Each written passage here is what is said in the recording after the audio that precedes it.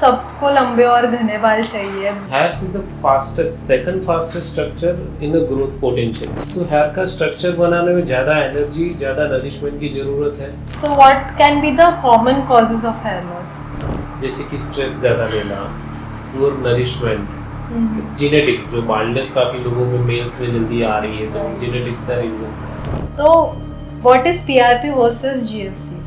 Like blood के 1 ml में अगर 1.5 लाख प्लेटलेट है तो ये 1 ml प्लाज्मा में 8 से 10 लाख प्लेटलेट सेल्स होंगे। कि GFC is better than PRP in terms of results and in terms of side effects and overall.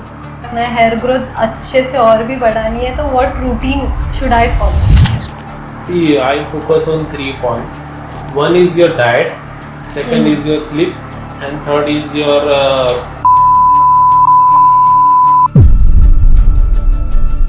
Welcome back to Digidog. क्या आपको हेयर लॉस का प्रॉब्लम है? तो ये एक सिर्फ कॉस्मेटिक कंसर्न नहीं है, ये बल्कि आपके लाइफस्टाइल और हेल्थ का रिफ्लेक्शन भी हो सकता है। आज के एपिसोड में हम हेयर लॉस के कॉजेस और ट्रीटमेंट्स और हेयर लॉस से जुड़े कई सारे इंपॉर्टेंट फैक्ट्स के बारे में डिस्कस करेंगे। आज हमारे साथ है doctor Kiran Chautalia. He is a renowned dermatologist and he is the director of urban skin and hair clinic and hair free and hair grow clinic. Doctor, आजकल सबको लंबे और घने बाल चाहिए, but nowadays if we see कि हेयर लॉस का problem काफ़ी हद तक बढ़ चुका है। So what can be the common causes of hair loss? Definitely hair एक बहुत इंपॉर्टेंट पार्ट होता है अपने फेशियल प्रोफाइल का, एंड हेयर लॉस एक बहुत बड़ा प्रॉब्लम है। हमारा डर्मेटोलॉजिस्ट का भी काफ़ी patient number of hair loss के बढ़ते जा रहे हैं डे बाई डे। इनके अगर आप रीजंस में अगर डीप में जाना चाहो तो there are 2 main factors, and वैसे तो मल्टीपल फैक्टर्स पर उसको 2 कैटेगरीज में आप डिवाइड कर सकते हो। First category is external factor, like आप बाहर से क्या डैमेज हो रहा है, आप क्या हेयर केयर प्रोडक्ट्स यूज़ कर रहे हो, एनवायरनमेंट, हार्ड वाटर हो उससे डैमेज होता है, डैंड्रफ ऐसी कंडीशंस की वजह से ट्रिगर होती है, आप हेयर कॉस्मेटिक्स क्या यूज़ कर रहे हो, स्ट्रेस, एंड दूसरे इंटरनल फैक्टर्स हैं जैसे कि स्ट्रेस ज़्यादा लेना, पुअर नरिशमेंट, जेनेटिक जो बाल्डनेस काफ़ी लोगों में मेल्स में जल्दी आ रही है तो जेनेटिक्स का रीजन है, hormonal imbalances like PCOD, pregnancy के बाद हेयर लॉस होना, थायराइड जैसी medical conditions, and scalp infection और लोकल केयर नहीं लेना अगर आपको नरिशमेंट और वो सारी चीज़ कम है तो मेजोरिटी ये मल्टी फैक्टोरियल होता है, कुछ इंटरनल कुछ एक्सटर्नल। हर एक पेशेंट में सारे फैक्टर्स नहीं होते, हर एक पेशेंट में ऐसा नहीं होता कोई एक फैक्टर की वजह से हेयर लॉस हो रहा है। As a doctor we try to find out कि पेशेंट में हिस्ट्री लेके कि कौन कौन से रीज़न है ज़रूरत तो ब्लड टेस्ट करवाते हैं, then we can find out the reason. तो अगर आपको भी हेयर लॉस हो रहा है, you are also suffering, definitely need to check on all the boxes, सारी चीज़ें अच्छे से करेक्ट हो तो you can get good results. Okay, and male और फीमेल में हेयर लॉस के कॉमन रीजंस हो सकते हैं? Yes, there are certain reasons, so male and female दोनों में common होता है, like stress is one of the factor, male और female दोनों में hair loss कर सकता है। But कुछ reasons ऐसे हैं जैसे कि females में dominant है, like iron deficiency इंडिया में बहुत common है, because इंडिया में females में malnourishment ratio ज़्यादा है, protein deficiency, iron deficiency, micro nourishments जो आते हैं जिंक, कॉपर, सेलेनियम, ये सारे भी कम होते हैं तो उसकी वजह से भी हेयर फॉल ट्रिगर होता है। विटामिन B12 डेफिशिएंसी जो वेजिटेरियन पर्सन है उनको ये ज़्यादा कॉमन होती है। सनलाइट एक्सपोजर लोगों को ज़्यादा नहीं हो रहा है तो डाइट में भी इम्प्रूवमेंट है तो vitamin D3 deficiency, this are the common in females. दूसरा फीमेल्स में एक पर्टिकुलर एज ग्रुप में जैसे कि PCOD, थायराइड के प्रॉब्लम्स आने लगे हैं, that is the factor. Post pregnancy delivery के बाद हेयर लॉस होने लगता है, मेनोपॉज 40-50s में आने के बाद हार्मोनल, ये 3 टाइप ऐसे हैं कि जहाँ हार्मोन्स का इम्पैक्ट पड़ता है, एंड जो अदर कॉमन फैक्टर्स मैंने शुरुआत में मेंशन किए वो तो है। Regarding males it's a different thing, females में मेजोरिटी 90%, अगर मेरे पास 100 फीमेल्स आ रही है हेयर लॉस का रीजन लेके तो 90% में मैंने देखा है कि it's more of a nourishment common, then thyroids or hormones and then other factors. Males में different scenario, males में genetic predisposition की वजह से जो बाल्डनेस होती है वो ज़्यादा ट्रिगर होती है। पहले बिकॉज ऑफ गुड लाइफस्टाइल लोगों को 40s या 50s में वो बाल्डनेस ट्रिगर होती थी, अभी वो 20s और 30s में होने लगी है। तो मेरे पास जो मेल पेशेंट आते हैं, वेरी यंग इवन चिल्ड्रन आते हैं, अभी तो पेशेंट में मेल भी नहीं बोलूँगा, तो वो लोगों का भी मेल पैटर्न बाल्डनेस, मेल थीनिंग, ये सारे रीजन ज़्यादा होते हैं। ओके, तो ये दोनों में ये मेजर डिफरेंस मैंने देखा है। ओके, अभी आपने जैसे बताया प्रेगनेंसी और डिलीवरी के बाद भी काफ़ी हेयर लॉस कई महिलाओं को होता है, तो why is it so?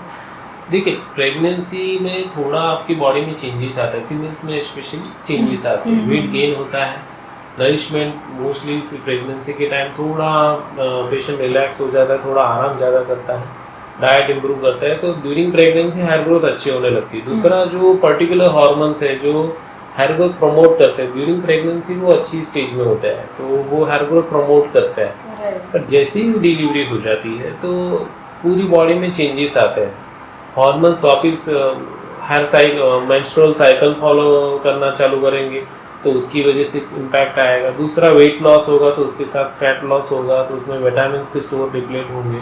Breast feeding हो रहा है तो उसमें विटामिन के स्टोर डिप्लीट होगा। डिलीवरी एक शॉक लॉस जैसा ट्रिगर करता है, तो शॉक लॉस एक ऐसी प्रॉब्लम है जो 2-3 महीने बाद, आज अगर आपको कुछ सर्जरी हुई, आप बीमार पड़े तो 3 महीने बाद हेयर फॉल होता है, तो वैसा है डिलीवरी में भी होता है। तो delivery is a shock loss thing, 2-3 महीने बाद उसका फीमेल्स में इम्पैक्ट दिखता है। We attend lot of female patients, वो आफ्टर 3 मंथ्स ऑफ डिलीवरी उनको हेयर फॉल चालू होता है, 3 से 9 महीने तक होता रहता है। कई बार तो क्रॉनिक टैलोजन इफ्लूम में कन्वर्ट हो जाता है, लॉन्ग टर्म हेयर फॉल होने लगता है पोस्ट प्रेगनेंसी। ओके ओके, सो विटामिन्स डेफिशिएंसी का क्या रोल है इसमें? Vitamin deficiency each and every person जिसको हेयर लॉस है उसके लिए बहुत इंपॉर्टेंट है, बिकॉज आपका जो बालों की ग्रोथ होती है, तो वो ये फ्लावर्स, जो प्लांट्स में फ्लावर्स बनते हैं, it's like that, they require lot of nourishment. अगर किसी ने अगर थोड़ी बहुत गार्डनिंग करी तो उसको पता होगा कि it requires lot of efforts to grow flowers. Okay, तो सिमिलरली इसमें भी बहुत सारे विटामिन मिनरल्स चाहिए बॉडी में, because hair is a very unique structure. उसमें काला कलर, उसका प्रोटीन, वो सारा बनाने में ज़्यादा नरिशमेंट चाहिए रहता है, और वो प्रॉपर वे में ब्लड सर्कुलेशन को मिलना चाहिए। तो अगर बॉडी में आपके डाइट में विटामिन की डेफिशिएंसी है तो बालों के ऊपर इम्पैक्ट होगी। Second, hairs is the second fastest structure in the growth potential, means body में जो स्पीड में ग्रोथ होती है टिश्यूज की, पहले नंबर पे इंटेस्टाइन होता है, सेकंड नंबर पे ग्रोथ होती है हेयर्स की। तो हेयर का स्ट्रक्चर बनाने में ज़्यादा एनर्जी, ज़्यादा नरिशमेंट की ज़रूरत है। अगर बॉडी में डेफिशिएंसी है तो आप ही समझो ना, अगर आपका पेट वीक है और बाल वीक है, आप कौन सा ठीक करना चाहोगे? डेफिनेटली पेट। तो बॉडी भी ऐसे ही सोचती है कि पहले वो मेन वाइटल ऑर्गन्स के ऊपर विटामिन और वो सारा यूज़ करती, बचे हुए विटामिन बालों को मिलते हैं, और बालों को चाहिए भी ज़्यादा, उनको जल्दी चाहिए। तो इन से हिसाब से अगर आपकी बॉडी में विटामिन डेफिशिएंसी है तो डेफिनेटली आपके बालों में इम्पैक्ट पड़ेगा। स्पेशली विटामिन B12, जो कि इंडियन में बहुत कमी है, नॉनवेज हमारा इतना रेगुलर खाने में आता नहीं है, that is one of the reason. दूसरा विटामिन D3, आयरन डेफिशिएंसी। तो ये 3 मेजर फैक्टर है फीमेल्स में। मेल्स में बायोटीन और जिंक, कॉपर, सेलेनियम और ये सारी चीज़ें भी इसमें साथ में जोड़नी चाहिए। तो ये विटामिन है जो डेफिनेटली आप अगर रेगुलर वे में डाइट थ्रू या vitamin C tablets through consume करो तो आपको हेल्प मिल सकती है। सर, अभी आपने जैसे इतने सारे फैक्टर्स मेंशन किए, तो फिर कैसे पता चलेगा कि मुझे हेयर फॉल किस वजह से हो रहा है? ओके, तो देखिए, जो हेयर लॉस होता है, हम उसके डायग्नोसिस बनाएं कि आपको पता करना है कि मुझे हेयर लॉस कौन से वाला है, कि मुझे हार्मोन वाला है या मेरा हेयर केयर का रूटीन गलत है, उससे डाइट का प्रॉब्लम है। तो इसमें ना different type of hair loss होता है। मेल्स में अगर common type of hair loss बोला जाए ना, तो मोस्टली जो गंजापन बोलते हैं, मेल पैटर्न बाल्डनेस, वो कॉमन है, जिसमें हार्मोन्स और जेनेटिक्स का रोल होता है, देन नरिशमेंट और वो सारे थोड़े बहुत फैक्टर आते हैं। उसकी वजह से मेल्स में थिनिंग चालू हो जाता है। जैसे ग्रेड 2 बाल्डनेस में थोड़ा सा कॉर्नर्स दोनों साइड, फ्रंटोटेम्पोरल एंगल इसको बोलते हैं, थोड़ा ऊपर जाना नॉर्मल है, सर्टेन एज के हिसाब से वो नॉर्मल माना जाता है। बट अभी यंग जनरेशन में बिकॉज ऑफ अदर फैक्टर वो जल्दी हो रहा है। तो grade 2 to grade 7 normal Hamilton नाम के साइंटिस्ट का जो क्लासिफिकेशन, उस हिसाब से आप अपना बाल्डनेस का ग्रेड और डिफाइन कर सकते हो। फीमेल्स में भी सिमिलर हार्मोनल हेयर लॉस होता है, तो इसमें सेंटर में थिनिंग होती है, जो यहाँ पे पार्टीशन करते हैं तो उसमें गैप आने लगता है, आपको फील होता है मेरी हेयर फॉल तो नहीं हो रहा है पर थिनिंग हो रही है, आपको वॉल्यूम और वो सब यहाँ से कम होने लगता है। जो मोस्ट कॉमन फीमेल में हेयर लॉस होता है ओवरऑल देखा गया है तो वो नरिशमेंट रिलेटेड हेयर लॉस होता है, जिसमें जस्ट हेयर शेडिंग काउंट जो डेली बाल गिरते हैं, मेरे पास पेशेंट कंप्लेन लेके आते हैं मेरे अचानक से बहुत सारे बाल गिरने लगे। सो दैट इज अगर आपका डेली फ्लोर पे ज़्यादा है, कॉम्बिंग में ज़्यादा आ रहा है, वॉशिंग में ज़्यादा आ रहा है, तो that's a telogen effluvium normal hair loss due to internal reasons. Okay, PCOD post pregnancy इन सब में सडन हेयर लॉस ट्रिगर होता है, तो आपको पता चल जाता है कि ये अलार्मिंग है, इसके लिए कुछ हमें एक्स्ट्रा करना पड़ेगा। और एक कंडीशन होती है एलोपेशिया एरियाटा, जिसमें आपकी इम्यूनिटी थोड़ी डिस्टर्ब हो जाती है। इम्यूनिटी अपने बालों की जड़ों पे ही अटैक कर देती है, तो वो जो जड़ है वो कुछ टाइम के लिए काम करना बंद कर देती है। पर ये सारे बालों में होना बहुत रेयर है, जिसको एलोपेशिया यूनिवर्सलिस बोलते हैं। मोस्टली पेशेंट में पैची कॉइन साइज एक लीजन आता है जहाँ पर पूरा बाल चले जाता है, एकदम स्मूथ स्किन हो जाती है, जिसको चाई बोलते हैं मराठी में, उंदरिया ऐसे नाम से बोला जाता है, ऐसे पैचेस रहते हैं। या so that is one of the common type. बाकी दूसरे टाइप्स में ट्रैक्शन एलोपेशिया एक कॉमन है, जैसे पंजाबी लोग टर्बन पहनते तो उनका यहाँ पे आगे से फॉरहेड बड़ा हो जाता है। काफ़ी फीमेल सभी ना बहुत टाइट हेयर स्टाइल रखते हैं बचपन में या स्कूल टाइम में, अगर बच्चों को बहुत ज़्यादा टाइट चोटी बांध के दी जाए तो उनका भी यहाँ ट्रैक्शन एलोपेशिया हो जाता है, फॉरहेड बड़ा होने लगता है फीमेल्स में, भी जो कि कॉमन है।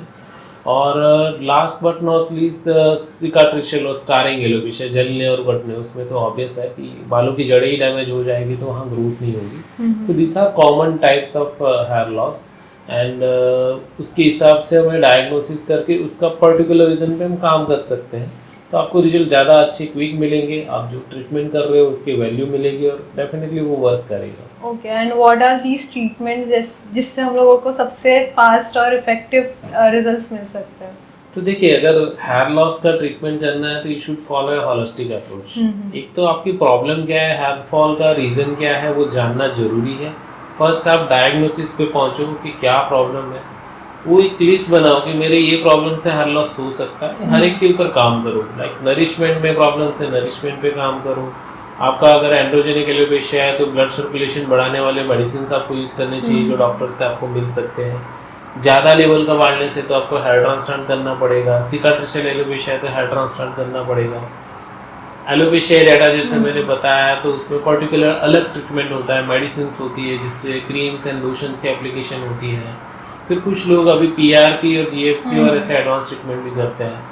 तो हेयर लॉस का ट्रीटमेंट आप 4-5 स्टेज में डिलीवर कर सकते हो। घर पे होम रेमेडीज फर्स्ट ट्रायल, अगर रूटीन हेयर फॉल हो रहा है, ज़्यादा सीरियस वाला है तो डॉक्टर को मिलिए, डॉक्टर रीजंस रूल आउट करेंगे, आपकी हेल्प कर देंगे कंसल्टेशन में। उसके बाद जो रीजन है उसके हिसाब से तो आपको ट्रीटमेंट देंगे होम केयर। तो फर्स्ट होम रेमेडीज जो आप घर पे कीजिए, सेकंड डॉक्टर ने होम केयर दिया, लोशन टैबलेट्स घर पे कीजिए। नहीं काम कर रहा है तो क्लिनिक में आपको एडवांस ट्रीटमेंट्स मिलते ही, अभी PRP, GFC, derma roller, microneedling, physiotherapy, you can try them. And last option is a hair transplant, which is for particular indications only. Okay, so you can plan this way. Okay, and what is the right time to visit a doctor? जैसे आपने बताया home remedies first try कर सकते हैं, तो see अगर आपका hair loss more than 2 months है, डेली रेगुलरली फॉल हो रहा है और आपने घर पे अगर आपको पता चला आपने ट्राई किया कुछ काम नहीं कर रहा तो within 2 months ideally you should reach to your clinic and nearby clinic में जाके डर्मेटोलॉजिस्ट को मिलके आप डेफिनेटली ट्रीटमेंट स्टार्ट कीजिए, वो अच्छा रहेगा। क्योंकि जितना ज़्यादा हेयर फॉल हो गया उसको रिकवर होने में टाइम भी लगेगा। यहाँ से अगर आपको 2 फुट लंबी फुल वॉल्यूम हेयर लेंथ चाहिए तो इट टेक्स 2 years। तो आपको फॉल रोकने में ज़्यादा फायदा है, जितना जल्दी फॉल रोकोगे उतना आपको ग्रोथ के ऊपर कम मेहनत करनी पड़ेगी।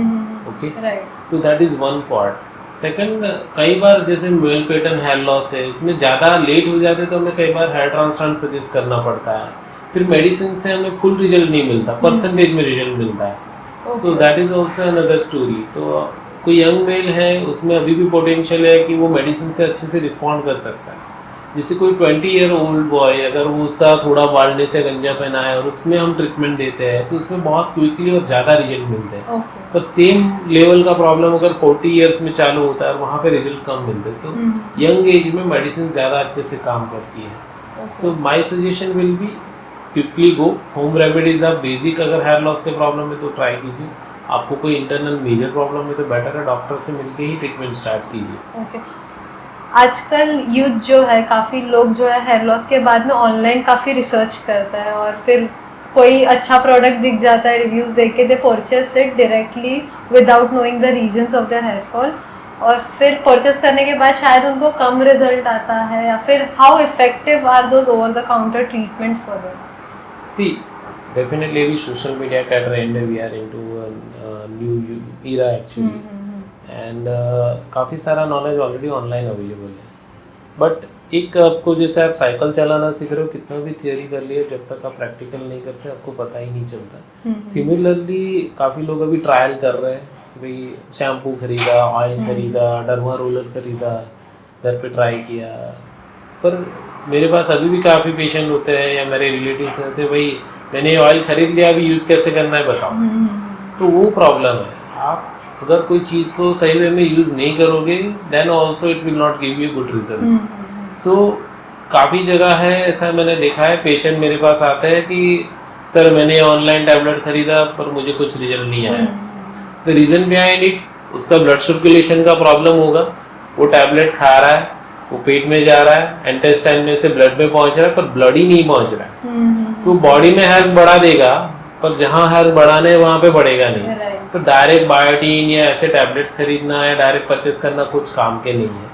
There are certain oils, hair oils है जिनकी एक्चुअली मेडिसिनल वैल्यू है। एसेंशियल्स ऑयल बोलते हैं, tea tree oil, rosemary oil, onion oil, उनका थोड़ा साइंटिफिक बैकग्राउंड है, पर वो पर्टिकुलर सिचुएशन में पर्टिकुलर ऑयल यूज़ किया जाए उसका तो फ़ायदा होता है। पर्टिकुलर कंसंट्रेशन में, पर्टिकुलर वे में डोज अप्लाई करो तो फ़ायदा होता है।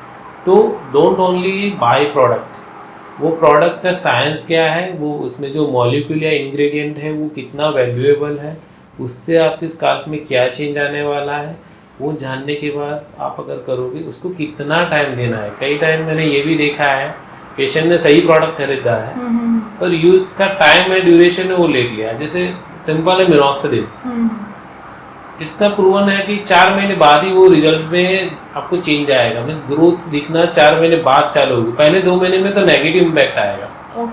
तो आपने 800 रुपये की बॉटल मिनॉक्सिडिल की खरीद ली, आपने यूज़ करना चालू करी, देन आपको पता ये तो हेयरफॉल बढ़ा रहा है मेरा, और आपने रूटीन हेयरफॉल के लिए अगर वो मिनॉक्सिडिल ले लिया तो वो टोटली डिजास्टर हो जाएगा, आपका प्रॉब्लम डबल स्पीड में बढ़ाएगा।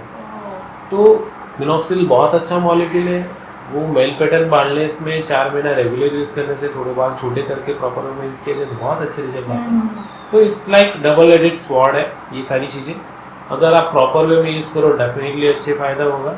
आपने अगर गलत इंडिकेशन के लिए गलत वे में यूज़ किया तो आपके पैसों की बर्बादी होगी, आपका टाइम वेस्ट होगा, और शायद आपका प्रॉब्लम वर्सन होके आपको और खर्चा करना पड़े उसके ऊपर। तो my suggestion will B, definitely आप अच्छे से या तो प्रॉपर वे में रिसर्च कीजिए या डायरेक्ट डॉक्टर से एक बार कंसल्ट कर लीजिए। ओके, और आजकल ये मार्केट में काफ़ी ट्रेंडिंग चल रहा है आदिवासी हेयर ऑयल, तो उसके बारे में आप? देखिए आदिवासी ऑयल भी है, उसके पहले मेरी मम्मी का अगर मैं एक स्टोरी बताऊँ आपको, तो मेरी मम्मी अभी भी महाबृंगराज करके एक ब्रांड आती है, उसका ऑयल अभी भी यूज़ करती है, शायद आपके घर में भी आपने सुना होगा। सो ऐसा नहीं है कि आदिवासी ऑयल अभी नया आया है, सदियों से और लास्ट काफ़ी ईयर्स से हमारे घर में रेगुलर हेयर ऑयल यूज़ हुए ही है। मेरे को भी बताया, हर एक के घर में पैराशूट की बॉटल होती ही है, लगाने वाला घर में 2 लोग तो होते ही है। So it is working, but जो मार्केटिंग की जा रही है ना उसके दम पे आप मत जाओ। मेरी वाइफ ही है घर पे, वो मेथी के दाने, थोड़ा कड़ी पत्ता और कोकोनट ऑयल वो लेके गरम करके यूज़ करती है, इट इज़ इफेक्टिव, वो उसको अच्छा लगता है। So it is working, but अभी जो मार्केटिंग के दम पे बेचा जा रहा है ना उसमें मत जाओ। बीच में मैंने 2-3 प्रोडक्ट मंगवाए मेरे स्टोर से, पूरा प्रॉपर प्रोडक्ट का नाम और वो भी नहीं रखा था, और हेयर ट्रांसप्लांट के रिजल्ट के फोटो चिपका के वो आदिवासी ऑयल बेचा जा रहा था, और जो रियल बोल रहे वो भी नहीं था, उसका भी कुछ अलग अलग नाम हो सब है। तो ये कंट्रोवर्शियल है, ये मार्केटिंग ज़्यादा है। अगर लोगों को हेल्प करने के लिए रहता है, आपसे उसकी रेसिपी शेयर कर दो ना कि घर पे कैसे बनाना है, अगर आपको रियली में हेल्प चाहिए बनाना, तो उसके कंटेनर ऐसे भी बना लो, घर पे सारे इंग्रेडिएंट आपके घर में होंगे, आप आराम से बना सकते हो। So there will be some scientific background, उसको रिसर्च करके अगर प्रॉपर वे में लाया तो it will be more helpful to people. So ये ओके, और ये लोग जो क्लेम कर रहे हैं कि 2 मंथ में आपके बाल इतने लंबे हो जाएंगे, तो फिर इज इट रियली पॉसिबल कि even with the treatment? Normal hair growth होता है, जैसे नेल का ग्रोथ है, आप सबको पता होगा, महीने में एक बार आप नाखून काटते होंगे। बालों की growth 1 to 2 centimetre per month हो सकती है। Okay, mostly half to 1 inch maximum. और किसी किसी का रेट ग्रोथ थोड़ा फास्ट होता है, तो भी 1 इंच से ज़्यादा तो नहीं होगा। अगर आप यहाँ से अगर कान की लेंथ पकड़ो तो 6 इंच होती है, यहाँ से शोल्डर की 1 फुट होती है। 1 फुट लेंथ अचीव करने में आपको 1 साल लगता ही है। तो अगर कोई बोलेगा 2 महीने में इतने लंबे बाल हो जाएंगे, तो how it's going to possible? Impossible है। अगर होगा तो भी आगे जाके आपको प्रॉब्लम है कि जो चीज़ ने वो ग्रोथ अचीव करी वो आपको कंटिन्यू रखनी पड़ेगी वो ग्रोथ अचीव करने के लिए, वरना वो आगे जाके फॉल भी फास्ट होगा और हो जाएगा। 3-3 साल में बाल फॉल होके वापस आता है, ग्रोथ के साथ फॉल भी फास्ट होगा। तो मेरा सजेशन रहेगा कि वैसे चक्कर में नहीं जाना चाहिए, लॉन्ग टर्म हॉलिस्टिक कंट्रोल करना चाहिए, हेयर फॉल कंट्रोल करो, अच्छी सिचुएशन में आओ और फिर उसको मेंटेन करो। ये 3 फेस करो आप, रीज़न फाइंड आउट करो, रीज़न से आपका जो हेयर फॉल हो रहा है इसको कंट्रोल करके 0 पे लाओ, नियर 0 लाओ, उसके बाद मेंटेन करना चालू करो। Okay, so other than these oils, लोग आजकल जैसे आपने बताया डर्मा रोलर्स भी ओवर द काउंटर परचेस कर देते हैं, but then how to use it in the correct manner? See, derma roller एक साइंटिफिक इंस्ट्रूमेंट है और हम डॉक्टर्स भी पहले प्रमोट करते ही थे और अभी भी हम प्रमोट करते हैं। लॉट ऑफ पेशेंट जिनको PRPs या वो ट्रीटमेंट पॉसिबल नहीं है उनके लिए हम देते हैं। Scientifically it is known as micro needling treatment. उसमें हम लोग क्या करते हैं, स्किन में माइक्रो नीडल्स जनरेट करते हैं, उससे स्किन का रिपेयर का एक मैकेनिज्म ट्रिगर होता है, तो ग्रोथ फैक्टर वो सारा स्टिमुलेट होता है, स्काल्प स्टिमुलेट होता है, तो हेयर के आजू बाजू का एनवायरनमेंट है जो उसका सपोर्टिव स्ट्रक्चर है जहाँ से वो नरिशमेंट ले रहा है वो अच्छा होता है, वहाँ ब्लड फ्लो इम्प्रूव होता है, and it is scientifically proven. Okay, पर गलत साइज का और गलत वे में अगर डर्मा रोलर करोगे तो भी प्रॉब्लम है। बड़े बालों में डर्मा रोलर यूजफुल नहीं है, आपको बाल ट्रिम करने पड़ेंगे। फीमेल्स में सिर्फ कॉर्नर्स में यूज कर सकते हैं, पूरे स्काल्प में यूज नहीं कर सकते हैं, क्योंकि बालों का स्ट्रक्चर को डैमेज होगा अगर बालों के ऊपर डर्मा रोलर किया है, बिकॉज वो शार्प नीडल्स है। तो अगर ट्रिम करके कोई मेल है एंड्रोजेनिक एलोपेशिया के लिए, ब्लड सर्कुलेशन बढ़ाने के लिए, उसका ग्रोथ पोटेंशियल बढ़ाने के लिए यूज कर रहा है तो it is effective, but routine I advise females should not use it. Males को अगर इनिशियल थिनिंग है या हल्का फुल्का थिनिंग है तो उसको कवर करने के लिए इनिशियली ट्रिम करके रैपिड हेयर फॉल कंट्रोल के लिए वो यूज़ कर सकते हैं। So that should be the ideal use. हफ्ते में 2 बार यूज़ करना चाहिए, 1 to 1.5 mm का रोलर यूज़ करना चाहिए और उसको अच्छे से क्लीन रखना चाहिए, बिकॉज डर्मा रोलर अगर आप ज़्यादा ब्लीडिंग या ऐसा हो गया उसमें और उसको क्लीन नहीं किया आपने तो वो ही इन्फेक्शन लाएगा स्काल्प में और उससे ही आपको दूसरे प्रॉब्लम्स में आप फंस जाओगे। तो प्रॉपर वे में यूज़ करोगे तो थोड़े इम्प्रूवमेंट आएंगे। 1-2 महीना 3 महीना यूज़ करना इफेक्टिव है। मैंने जितने भी पेशेंट है देखा है कि लोग 2-3 महीना शुरुआत में जोश जोश में यूज़ करते हैं, देन वो घर में कहीं पे पड़ा रहता है। सो आइडियली यही है कि प्रॉपर वे में जाओ, आपको तो अच्छा फ़ायदा मिलेगा। इसकी एक रिसर्च की हिसाब से आप जाओगे तो अच्छे रिजल्ट मिलेंगे डर्मा रोलर से। Okay, and other than derma roller और एक चीज़ जो आपने मेंशन की मिनॉक्सिडिल, वो आपने बताया 2 महीने यूज़ करोगे तो निगेटिव इफेक्ट्स आएंगे, बट 6 मंथ्स यूज़ करोगे तो उसके पॉजिटिव रिजल्ट्स भी है। बट हाँ, सो हाउ लाइक लोग अभी हमारा पॉडकास्ट देख के 2 महीने के बाद 6 मंथ्स तक कंटिन्यू करेंगे, but then how it should be used and how is it important? हर एक मॉलिक्यूल जो यहाँ पे मैं बता रहा हूँ आपको कि ऑनियन ऑयल या फिर ये आदिवासी ऑयल या डर्मा रोलर, तो हर एक का एक इंडिकेशन है। जैसे हमने टाइप्स ऑफ हेयर लॉस किया, आप जो आदिवासी ऑयल या फिर हम जो ऑयल्स रूटीन ऑयलिंग घर पे करते हैं, होम रेमेडीज करते हैं, उनका टैलोजन इफ्लोम जो अचानक से हेयर फॉल बढ़ गया इसमें रोल है। डर्मा रोलर, मिनॉक्सिडिल, ये सारों का रोल जो है वो mail pattern baldness, female pattern baldness में जा रहा है। तो मेल पैटर्न बाल्डनेस में अगर आपका बाल्डनेस जल्दी जा रहा है, आपका ग्रेड 2-3 थिनिंग आपको समझ में आ रहा है कि आपका वॉल्यूम पर्टिकुलर एरिया से ज़्यादा कम हो रहा है, तो उसमें हेल्प होता है। मिनॉक्सिडिल मॉलिक्यूल करता क्या है, बालों की जोड़ों को स्टिमुलेट करता है कि वो स्टेम सेल जल्दी रेप्लिकेट हो और ज़्यादा अच्छा हेयर स्ट्रक्चर बनाए, उसका ब्लड फ्लो अच्छा खासा बढ़ा देता है। ओके, और तीसरा उसकी लाइफ बढ़ा देता है बालों की, जो फॉल रेशियो है वो कम कर देता है, ग्रोथ रेशियो बढ़ा देता है, जो एनाजन और टैलोजन बोलते हैं। तो एनाजन जो ग्रोथ है वो बढ़ा देता है। तो मिनॉक्सिडिल की ये प्रॉपर्टीज है। अब होता क्या है कि अगर आपका कोई बाल फॉल स्टेज में है, जैसे कि आपके 100 बाल है उनमें से 30 बाल फॉल स्टेज में, ओके, आप मिनॉक्सिडिल लगाओ तो 30 पहले फॉल होंगे, फिर उनकी जो जड़ें हैं वो नया बाल बनाएंगी। ओके। तो आपको इनिशियली थोड़ा शेडिंग फेज आता है 1-2 महीने, पर एक्चुअली वो प्रोडक्टिव होता है, काउंटर प्रोडक्टिव नहीं है। उसके बाद आपको रियल में आपको प्रॉपर ग्रोथ 6-8 महीने में मिलेगी और वो लॉन्ग टर्म जाएगी। But this is only for those who are having androgenic alopecia. Minoxidil हम बाकी कंडीशन में रेकमेंड नहीं करते क्योंकि उसमें ही एक है। और एक बार आपने स्टार्ट किया, मेन प्रॉब्लम क्या है, लोगों को ये डर लग रहा है सर इससे ग्रोथ तो हो जाएगी, बाद में क्या है इसको डिसकंटिन्यू कैसे करना है। काफ़ी लोगों के मन में डाउट है कि वो छोड़ने के बाद बाल चले जाएंगे। उसमें दोस्तों मेरा एक ही पॉइंट है, अगर आप मिनॉक्सिडिल चालू कर रहे हो तो उसका बंद करने का भी एक सीक्वेंस है। आपका हेयर फॉल स्टेबल है, आपके बाकी सारे रीजंस आपने कवर कर लिए हैं बाल्डनेस के। There are lot of new molecules like rosemary oil, redensyl, उससे हम मिनॉक्सिडिल को धीरे धीरे अल्टरनेट वे में हम सपोर्टिव ट्रीटमेंट देके स्टॉप कर सकते हैं। तो वो वैसे काम किया तो minoxidil is a magical drug you can say in a hair loss situation. So basically minoxidil should be used with a prescription only. Ideally yes and initially yes, because क्या होता है जिस लाइक मेरे पास पेशेंट आया mail pattern baldness का, दो समझो 30 साल का कोई बंदा है, उसको हेयर लॉस हो रहा है। इनिशियली 6 महीने में मैंने उसको रीग्रोथ करके सारा स्टेट करके दे दिया। Last dialogue will be mine, या तो मिनॉक्सिडिल में बोलूँ उस हिसाब से अगले 4-5 साल यूज़ करो, या तो फिर धीरे धीरे मैं मिनॉक्सिडिल बंद करके दूसरे मॉलिक्यूल में शिफ्ट करवाओ तो वो रेगुलरली यूज़ करो। तो आइडियली ऐसा अप्रोच ज़्यादा अच्छा रहता है कि एनी स्किन और hair care just follow the doctor's advice for few months and उनसे ही फिर मेंटेनेंस सेट करवा लो कि आगे जाके आपको वो प्रॉब्लम्स वापस ना फेस करनी पड़े। ठीक है। आजकल एक होम रेमेडी भी काफ़ी फेमस है, अभी आपने मेंशन भी किया rosemary oil. So when should one use it, और वो यूज़ करने का सही तरीका क्या है? तो रोजमेरी ऑयल्स में बहुत सारी प्रॉपर्टीज़ है। इट्स अ प्लांट बेस्ड, सबसे नेचुरल है, दैट्स अ गुड। हमारी एक्सेप्टेंस ज़्यादा है, हम ऑयल ज़्यादा प्रीफर करते हैं एज ए इंडियन तो डेफिनेटली। तो उनमें 4-5 प्रॉपर्टीज़, एक तो एंटी इन्फ्लामेटरी, वो इवन आपको कोई बॉडी में ज़्यादा सूजन आई तो वहाँ पे भी आप अप्लाई कर सकते हो।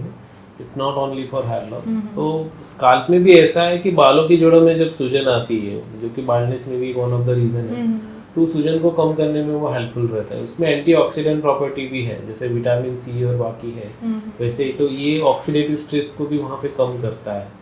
थर्ड है उसमें डीएचटी को ब्लॉकिंग की भी प्रॉपर्टीज़ है, एंटी एंड्रोजेनिक प्रॉपर्टीज़। तो जो डीएचटी से बाल्डनेस का डैमेज हो रहा है, जो ब्लड फ्लो डाउन हो रहा है, उसको भी करेक्ट करता है। दूसरा रोजमेरी ऑयल अभी तो प्रूवन है कि it's works like comparative to 2% minoxidil.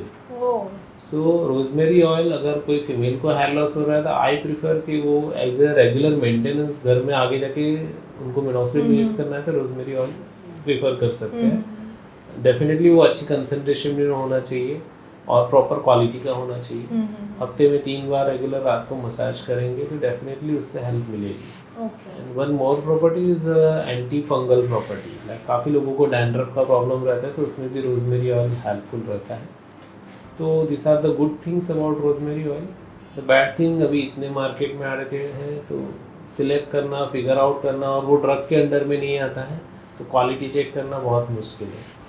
There are certain brands now adding rosemary oil to their routine hair serum products. I hope market में भी जल्दी आएंगे। ओके। एक एडवांस ट्रीटमेंट्स में काफ़ी सालों पहले पीआरपी काफ़ी फेमस था, अब आया है जीएफसी, वो भी अभी काफ़ी ट्रेंडिंग है। तो what is PRP versus GFC? See PRP and GFC दोनों कंसेप्ट है वो इन क्लिनिक ट्रीटमेंट्स है। आपको हेयर लॉस का कोई भी अच्छा क्लिनिक है तो वहाँ पे ये ट्रीटमेंट मिलेगी।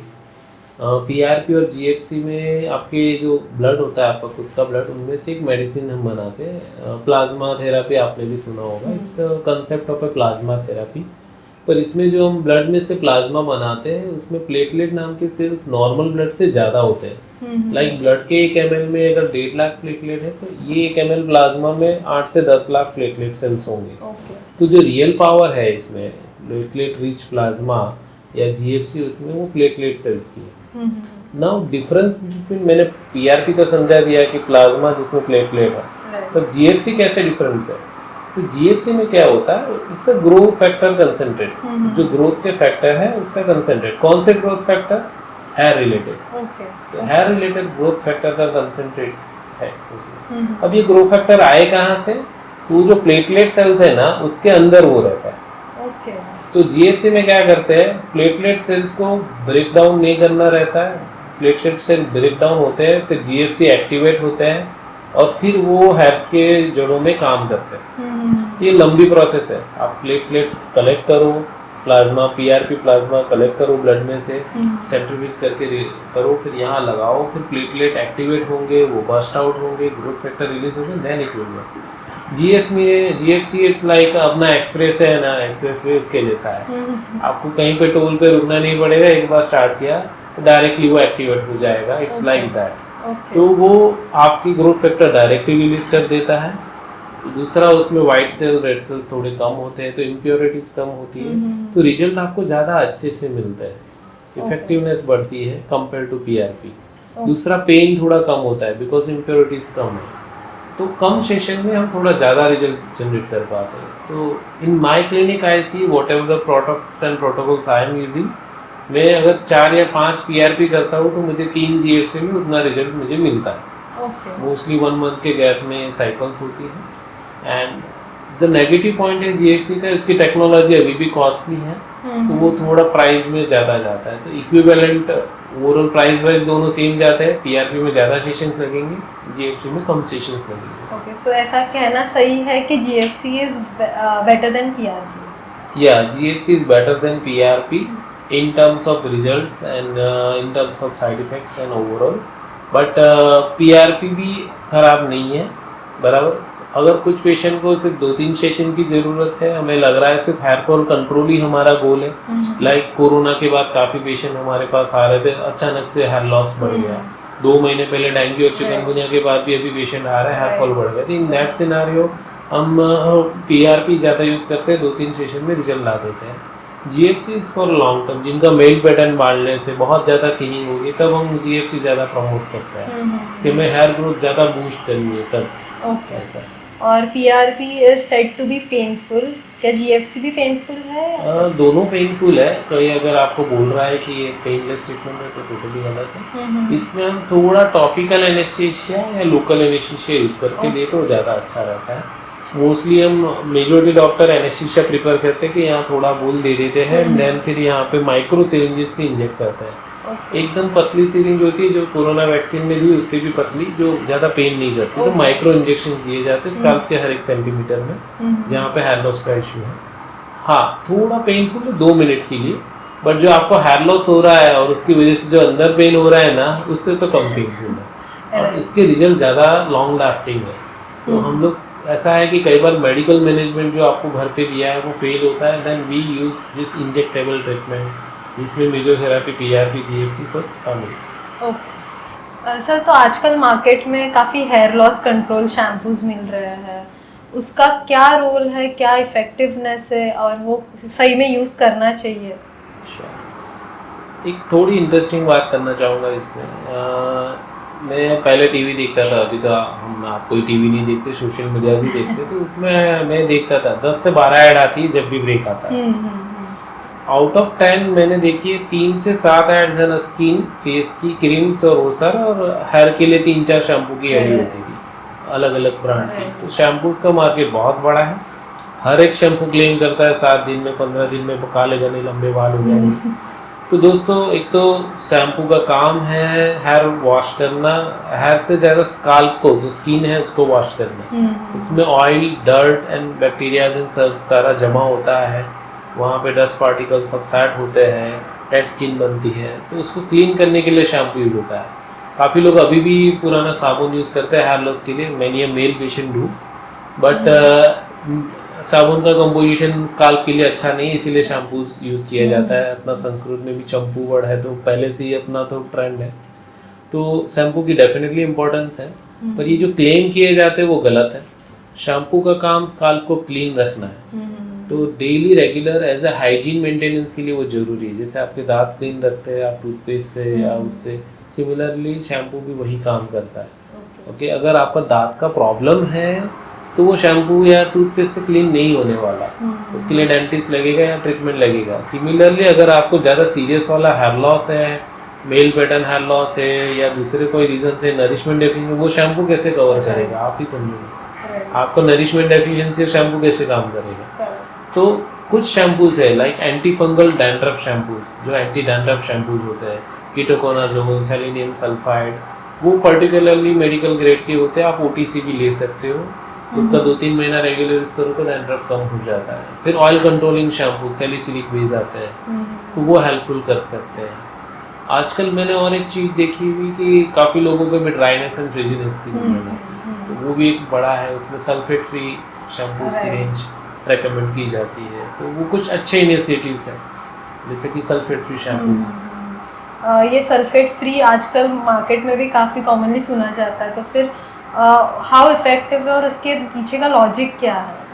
देखिए, सोडियम ड्यूराइल सल्फेट ये आपकी ऑलमोस्ट आप घर में से अगर आपकी वॉश या डिटर्जेंट या जो भी प्रोडक्ट्स है ना जिससे आप क्लीन करते हो, उसमें 10 में से 7 प्रोडक्ट में रहेंगे आपके शैम्पूज में, आपके फेस वॉश में, आपके डिटर्जेंट में, सब जगह पे। बिकॉज वो फोमिंग फैक्टर बनाता है, वो डिटर्जेंट एक्शन देता है, तो स्काल्प को क्लीन करने के लिए वो बहुत कॉमनली यूज़ किया जाता है, सस्ता मिलता है, तो शैम्पूज उससे ही बनते हैं। फिर आपका पतंजलि का शैम्पू ले लो, आप बेबी शैम्पू ले लो या कुछ भी ले लो, इसमें वो रहेगा ही। प्रॉब्लम के बहुत ज़्यादा नेचुरल ऑयल्स को भी निकाल देता है, स्काल्प के नेचुरल ऑयल्स को भी निकाल देगा और बालों के नेचुरल ऑयल्स को भी निकाल देगा। तो आजकल लोगों को ड्राइनेस जो फ्रिजीनेस की प्रॉब्लम आ रही है, उसका बढ़ने का रीज़न ज़्यादा एसएलएस वाले शैम्पूज, सोडियम यूराइल सल्फेट वाले शैम्पू यूज़ करना भी है।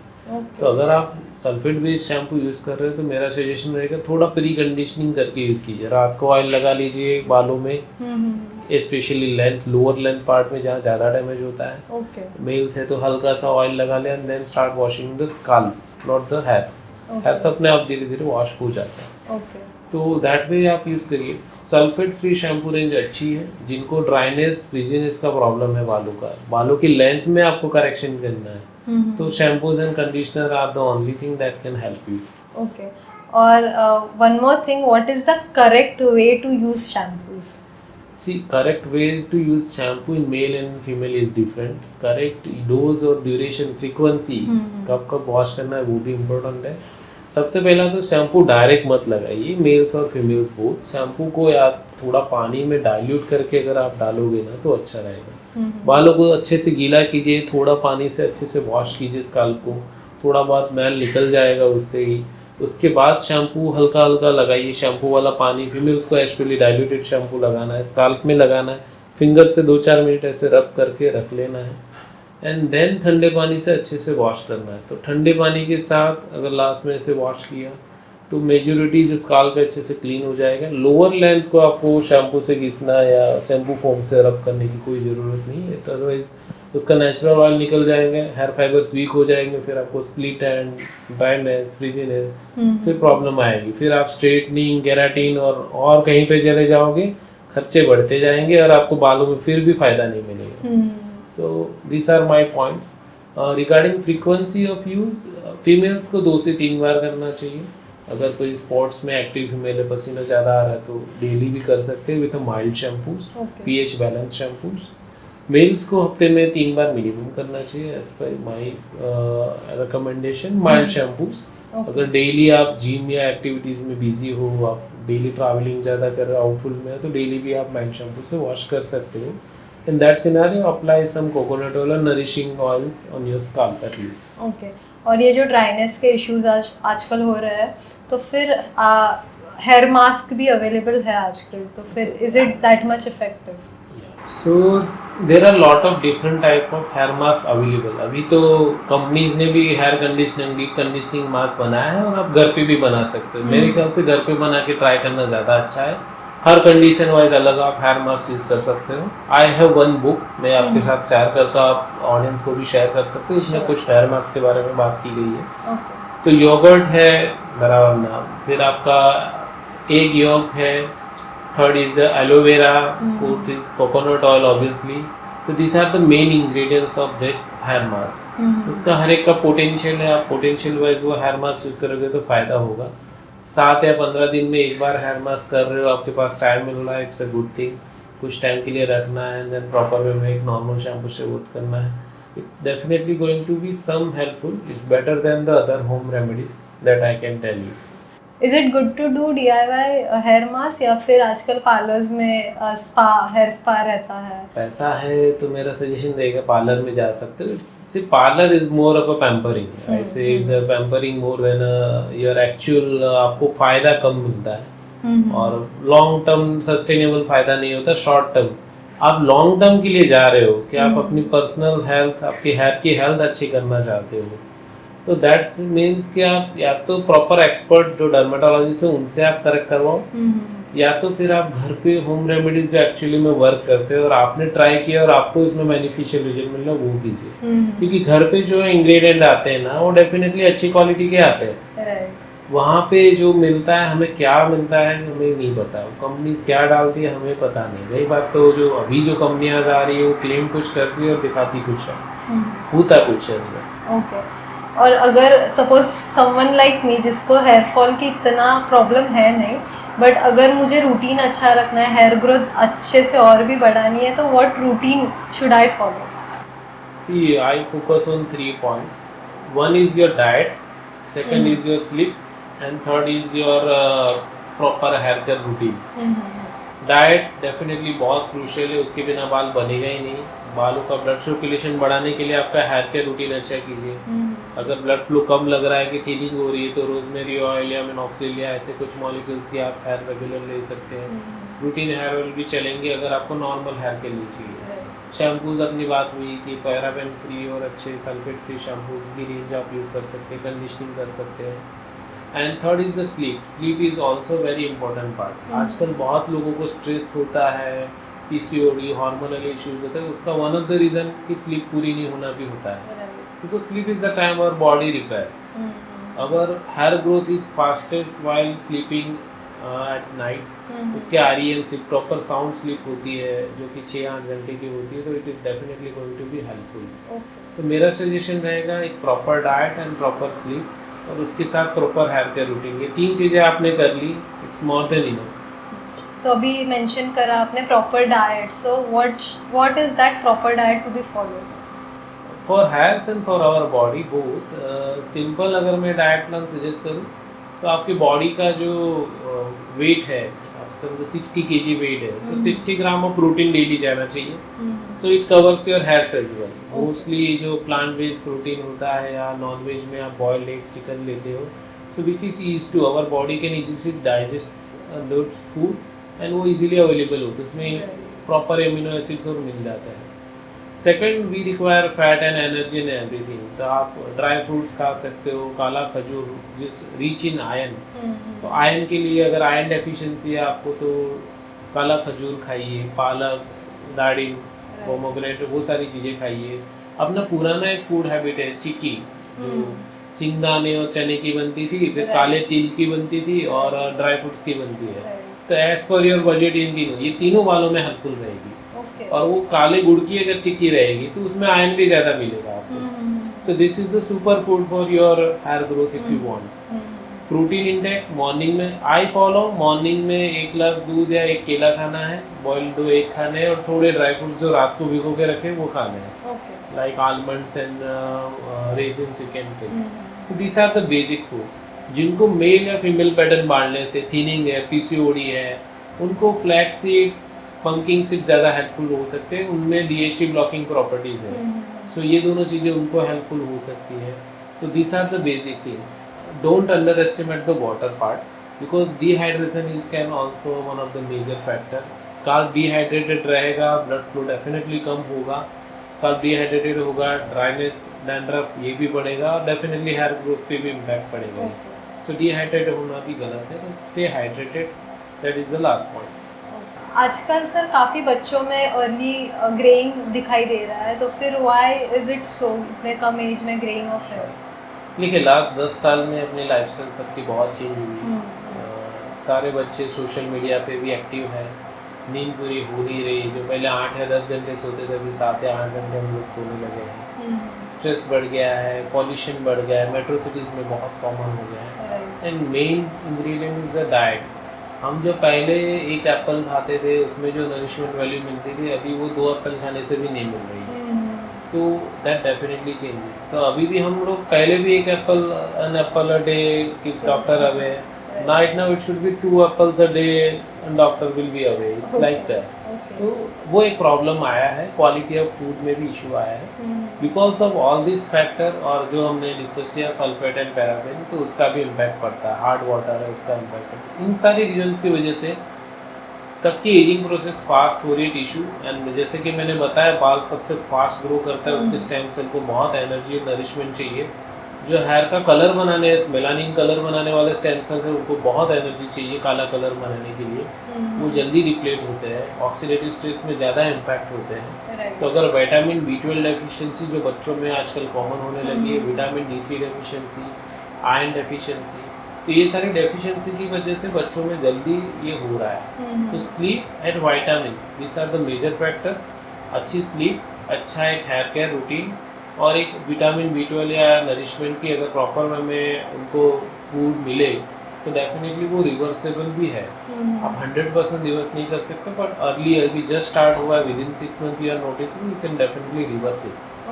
Okay, thank you so much sir, आपने इतनी वैल्यूएबल इन्फॉर्मेशन हमारे साथ शेयर करी है और हमारे लिसनर्स को भी काफ़ी हेल्पफुल होगी वो। What is the quick tip या फिर give away that you would like to tell our listeners? See majority तो हमने डिस्कशन कर लिया रूटीन हेयर फॉल के लिए। And thanks for giving me this opportunity and platform. ये डेफिनेटली अच्छा प्लेटफॉर्म है, डेफिनेटली सारे दर्शकों को भी फ़ायदा होगा इसको, काफ़ी सारी नॉलेज और अच्छी डिटेल्स उनको अवेयरनेस मिलती है उनके हेल्थ रिलेटेड इश्यूज़ के बारे में। रिगार्डिंग हेयर मेरा ये सजेशन रहेगा कि हमने एक ऑलरेडी बुक बनाई है जिसमें ये जो मेजॉरिटी जो FAQs फ्रीक्वेंटली आस्क्ड क्वेश्चंस जो हमारे पेशेंट के रहते हैं उनका हमने कवर। तो home care remedies, hair loss के टाइप, ज़्यादा ट्रीटमेंट्स, उसकी एक प्रॉपर बुकलेट है जो मैं आपके साथ शेयर करूँगा। तो आप जितने भी ऑडियंस हैं उनको फ्री में शेयर कर सकते हैं। There are no charges for it. They can buy from our website, directly download from our website and then can directly read it. Sure. Okay. So nice talking to you. Definitely, I like to be a part of more podcasts. Definitely. Okay. I will definitely coming back. Thank you so much for taking out your valuable time and doing this. It was such a great experience. हमारे next episodes में हम काफ़ी सारे important और relevant health topics के बारे में discuss करेंगे। Till then stay tuned with Digidog. मैं हूँ ऐश्वर्या चौहान, आपकी host, and remember we are your health simplified.